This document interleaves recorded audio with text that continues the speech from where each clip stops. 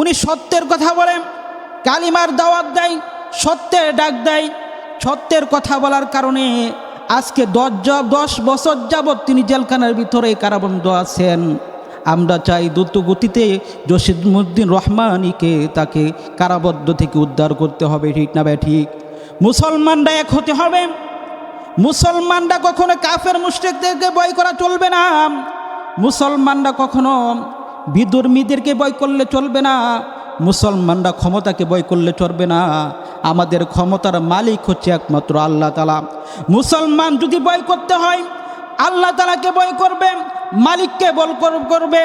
অতএব দুনিয়ার কোনো মানুষকে ভয় করবে না, দুনিয়ার কোনো ক্ষমতাবান নেতাদেরকে ভয় করবে না, কোনো এমপিকে ভয় করবে না, কোনো মন্ত্রীকে ভয় করবে না। মুসলমান যদি ভয় করতে হয়, মুসলমান শুধু একমাত্র আল্লাহ তাআলাকেই ভয় করবে। আল্লাহ তাআলার কথাই মুসলমানরা সত্য কথা প্রকাশ করবে। আল্লাহ তাআলার জন্যই মুসলমানরা জেলখানার ভিতরে যাবে। তারপর আল্লাহ তাআলা রব্বুল আলামিনের সত্যর বাণী কখনো পিছপাও হবে না। আব্দুল্লাহ ইবনে মাকতুম রাদিয়াল্লাহু তাআলা আনহু, আল্লাহ রাসূল সাল্লাল্লাহু আলাইহি ওয়াসাল্লামের জামানায় অন্ধ সাহাবী আব্দুল্লাহ ইবনে মাকতুম রাদিয়াল্লাহু তাআলা আনহু যুদ্ধে যাবেন। আব্দুল্লাহ ইবনে মাকতুমের সামনে দিয়ে উহুদের যুদ্ধ, খুনাইনের যুদ্ধ, বিভিন্ন যুদ্ধে সাহাবে কেরাম যাচ্ছেন, কিন্তু আব্দুল্লাহ ইবনে মাকতুম রাদিয়াল্লাহু তাআলা আনহু যাইতে পারেন না। অন্ধর কারণে রাসূল সাল্লাল্লাহু আলাইহি ওয়াসাল্লামের কাছে অনুমতি চাইলেন। বলতেছেন, আল্লাহর হাবিব, সবাই যুদ্ধে যাইতেছে, উহুদের যুদ্ধ যাইতেছে, হুনাইনের যুদ্ধ যাইতেছে, আমার ইচ্ছা হয় যুদ্ধ যাব। আল্লাহ রাসূল সাল্লাল্লাহু আলাইহি ওয়াসাল্লাম বললেন, আব্দুল্লাহ ইবনে মাকতুম, তুমি তো অন্ধ মানুষ, তুমি কিভাবে যুদ্ধ করবা? অতএব তোমাকে যুদ্ধের অনুমতি দেওয়া হবে না। এই কথা বলার পরে আব্দুল্লাহ ইবনে মাকতুম রাদিয়াল্লাহু তাআলা আনহু চলে গেলেন, যুদ্ধের অনুমতি পাইলেন না। প্রথম খলিফা হযরত আবু বকর রাদিয়াল্লাহু তাআলা আনহুর জামানায় যুদ্ধ শুরু হয়েছে। আব্দুল্লাহ ইবনে মাকতুম রাদিয়াল্লাহু তাআলা আনহু আবু বকর রাদিয়াল্লাহু তাআলা আনহুকে বললেন, ও আবু বকর, আমার বয়স পেরিয়ে হয়ে যাচ্ছে, আমার ইচ্ছা হয় শহীদি মর্তবা অর্জন করব, আমার ইচ্ছা হয় আমি শহীদ হব, কিন্তু আমি অন্ধর কারণে রাসূল সাল্লাল্লাহু আলাইহি ওয়াসাল্লাম আমাকে অনুমতি দেন নাই। তোমার কাছে অনুমতি চাই, তুমি আমাকে যুদ্ধের অনুমতি দাও, আমাকে যুদ্ধ করার জন্য অনুমতি দাও। আবু বকর রাদিয়াল্লাহু তাআলা আনহু যুদ্ধের অনুমতি দিলেন না। এরকমভাবে দ্বিতীয় খলিফার যুগ হয়ে গিয়েছে, ওমরের যুগ এসে গিয়েছে। এমন সময় আব্দুল্লাহ ইবনে মাকতুম রাদিয়াল্লাহু তাআলা আনহু বয়স 80 বছর, উনি কাঁদতেছেন, সবাই যুদ্ধ যাইতেছেন, কিন্তু আব্দুল্লাহ ইবনে মাকতুম রাদিয়াল্লাহু তাআলা আনহু যুদ্ধ যাইতে পারেন নাই। 80 বছর বয়স, উনি কাঁদতেছেন। ওমর রাদিয়াল্লাহু তাআলা আনহু বলতেছেন, ও আব্দুল্লাহ ইবনে মাকতুম, তুমি কাঁদতেছো কেন? কি হয়েছে তোমার? তদ্রূপ আব্দুল্লাহ ইবনে মাকতুম বলতেছে, ওমর, রাসূল সাল্লাল্লাহু আলাইহি ওয়াসাল্লাম আমাকে যুদ্ধের অনুমতি দেন নাই, খলিফা আবু বকর রাদিয়াল্লাহু তাআলা আনহু যুদ্ধের অনুমতি দেন নাই, কিন্তু এখন আমার বয়স 80 হয়ে গিয়েছে, আমার ইচ্ছা হয় আমি যুদ্ধে যাব, এখন তোমার কাছে অনুমতি চাই। এমন সময় আবু বকর রাদিয়াল্লাহু তাআলা আনহু বলতেছেন, ও আব্দুল্লাহ মাকতুম, তুমি কিভাবে যুদ্ধ করবা? তোমার তো চোখে দেখো না, তুমি কিভাবে তলোয়ার ধরবা, কিভাবে তুমি তলোয়ার মোকাবেলা করবা? তখন আব্দুল্লাহ ইবনে মাকতুম বলতেছেন, ও খলিফাতুল মুসলিমিন, আমি কালিমার ডান্ডা হাতে নিয়ে থাকব, কালিমার পতাকা আমি হাতে নিয়ে থাকব, কালিমার পতাকা আমি হাতে নিয়ে থাকব, ওইখানে দাঁড়িয়ে থাকব যেখানে আমাকে বলা হবে।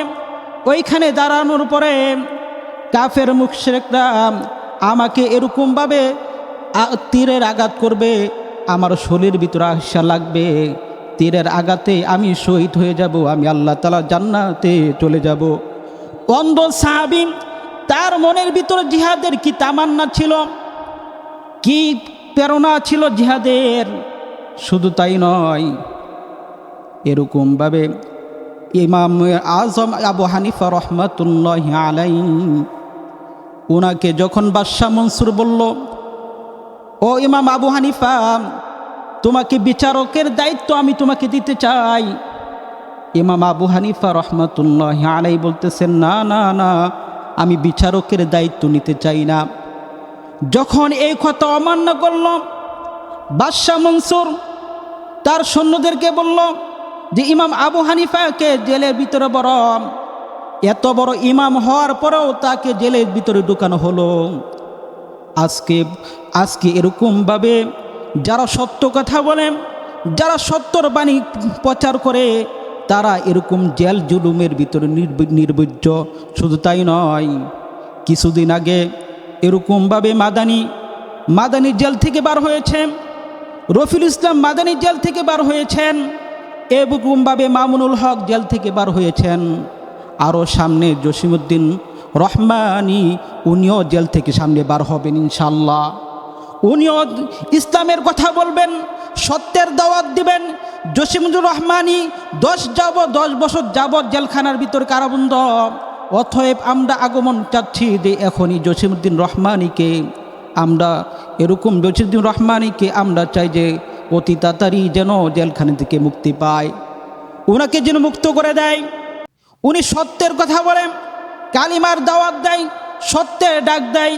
সত্যের কথা বলার কারণে আজকে 10 বছর যাবৎ তিনি জেলখানার ভিতরে কারাবন্ধ আছেন। আমরা চাই দ্রুত গতিতে জসিমউদ্দিন রহমানিকে তাকে কারাবদ্ধ থেকে উদ্ধার করতে হবে। ঠিক না ভাই? ঠিক। মুসলমানরা এক হতে হবে। মুসলমানরা কখনো কাফের মুশরিকদেরকে ভয় করা চলবে না। মুসলমানরা কখনো বিধর্মীদেরকে ভয় করলে চলবে না। মুসলমানরা ক্ষমতাকে ভয় করলে চলবে না। আমাদের ক্ষমতার মালিক হচ্ছে একমাত্র আল্লাহ তাআলা। মুসলমান যদি ভয় করতে হয়, আল্লাহ তাআলাকে ভয় করবে, মালিককে বল করবে। অতএব দুনিয়ার কোনো মানুষকে ভয় করবে না, দুনিয়ার কোনো ক্ষমতাবান নেতাদেরকে ভয় করবে না, কোনো এমপিকে ভয় করবে না, কোনো মন্ত্রীকে ভয় করবে না। মুসলমান যদি ভয় করতে হয়, মুসলমান শুধু একমাত্র আল্লাহ তাআলাকেই ভয় করবে। আল্লাহ তাআলার কথাই মুসলমানরা সত্য কথা প্রকাশ করবে। আল্লাহ তাআলার জন্যই মুসলমানরা জেলখানার ভিতরে যাবে। তারপর আল্লাহ তাআলা রব্বুল আলামিনের সত্যর বাণী কখনো পিছপাও হবে না।